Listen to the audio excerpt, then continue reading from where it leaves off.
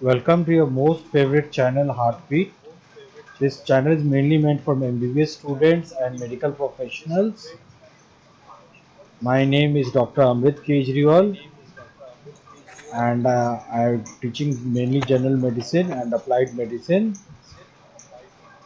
As it is said, I learnt a lot from my teachers. I learnt a bit more from my colleagues, but the most I learned from my students. And I'm still learning, and I still consider myself to be a student of medicine.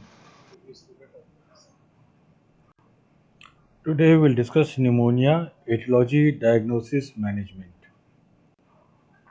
Definition: infection of the lung parenchyma is called pneumonia. By definition, any organism, whether it's a bacteria, virus, fungus, parasitic organism, affects the lung parenchyma, it is called pneumonia. Even infection of the lung parenchyma by the tuberculous bacilli is pneumonia. It basically results from proliferation of microorganisms at alveolar level. Now, due to the proliferation of these microorganisms, there is also a host response, and both contribute to the pathology of pneumonia. The host response may be excessive, and it causes many other problems at the alveolar level, and this causes pneumonia. Let us go into study a bit more in depth. The most common route is aspiration of microorganisms from oropharynx. Oral cavity, the organism goes into the lungs and causes pneumonia. There can be also hematogenous spread as in infective endocarditis, or they can be spread from the contiguous structures such as the pleura.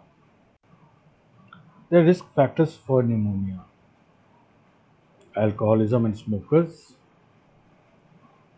asthma and structural lung disease, COPD and bronchiectasis, cystic fibrosis, immunosuppression such as patients on steroids or coexisting illnesses, dementia, stroke, altered sensorium, advanced age greater than 70 years. Risk factors continued. There can be impaired cough reflex, vocal or bulbar palsy, malnutrition, and many times when the procedures are done, such as bronchoscopy and the usage of unsterile instruments, can lead to development of pneumonia. Also, ventilators they themselves can cause pneumonia. When we consider anaerobic infections, there are various causes which precipitate anaerobic causes of pneumonia, such as aspiration, dental caries, alcohol or other drugs, and seizures. There are protective mechanisms in the body also to prevent microorganisms coming.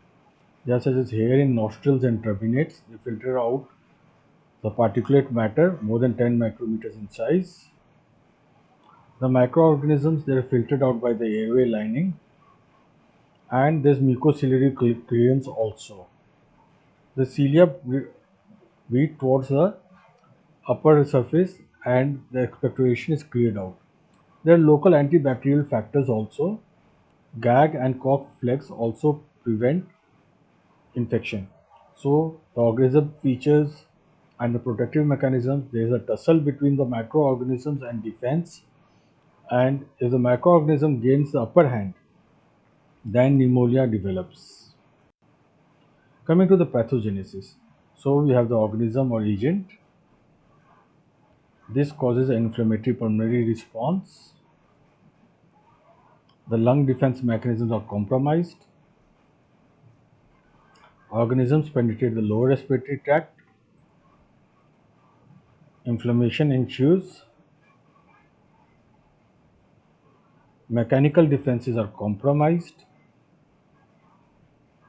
There's colonization of the lung by the organism, and due to the body response, host response, alveoli gets filled with fluid. So both the things are there, organism and host response, alveoli gets filled with fluid, and the alveolar exudates they consolidate, and this leads to pneumonia. So there's Not a single day, single step.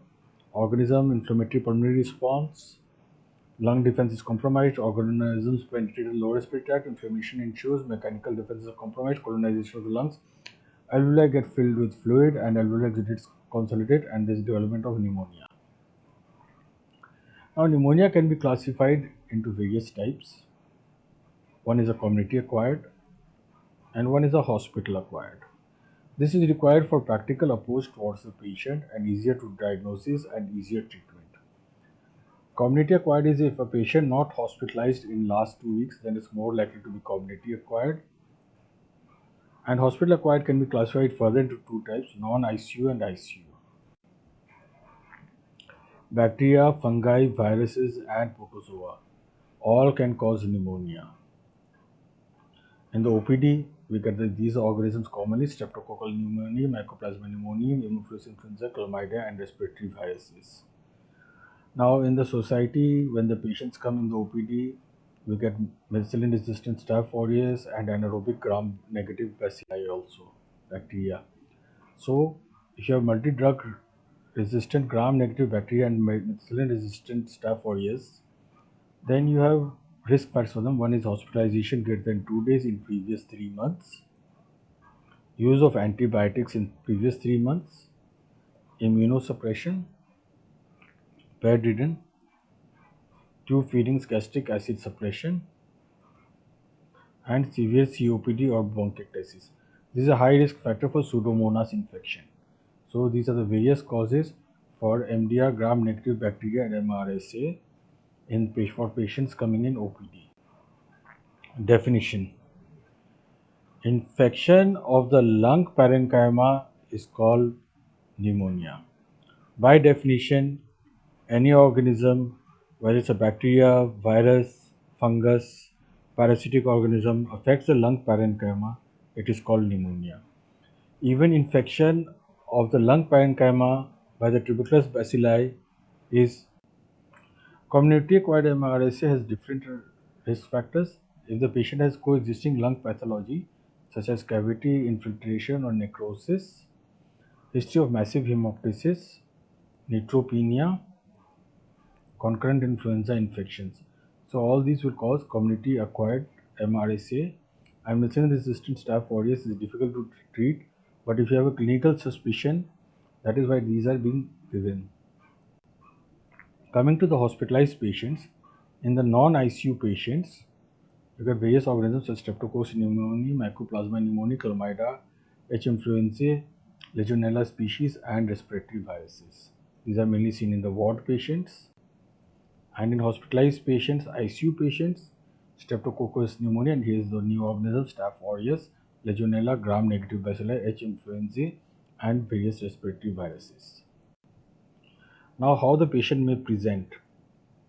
Patient may be asymptomatic or may have fulminant disease, may have fever and tachycardia, cough with or without expectoration, hemoptysis, pleura presenting with chest pain, shortness of breath, and may also have gastrointestinal symptoms. Coming to the signs, increase in respiratory rate or accessory muscle, consolidation features, palpation may reveal increased or decreased tactile perimeters, percussion note can vary from dull to flat, crackles, bronchial breath sounds can be heard, and if carefully auscultated, a pleural friction rub may be also heard. Coming to the differential diagnosis, it has to differentiate from acute bronchitis, acute exacerbation of chronic bronchitis, heart failure, pulmonary embolism, hypersensitive pneumonitis, and systemic disease. These can be easily differentiated by and malignancy. These can be easily differentiated by one test, X-ray chest and CT chest. Most of these can be differentiated only by X-ray and CT chest. So this is sufficient. Now coming to the examination, you examine the sputum, do the gram stain, KOH stain, culture sensitivity, deep suctioning. Sometimes if the patient is not able to expectorate, especially in the old age or bedridden patients, a bronchoalveolar lavage, the bronchoalveolar fluid is sent for further evaluation. Blood culture is also a useful test. Urinary antigens are required for certain pathogens. PCR, polymerase chain reaction, can be helpful. CURB 65 is a criteria used for admission, discussing, seeing the patient, evaluation of the patient. So if the patient has confusion, blood urea nitrogen greater than 19 milligrams per deciliter, respiratory rate greater than 30 ml per minute, blood pressure less than systolic 90 millimeters and diastolic less than 60, and age greater than 65. So this is CURB 65. If the score is more than 2, patient requires admission. On how to differentiate, multiple lobar infiltrates may be seen, severe hypoxemia may be seen, hypoalbuminemia with other features, neutropenia, thrombocytopenia, hyponatremia,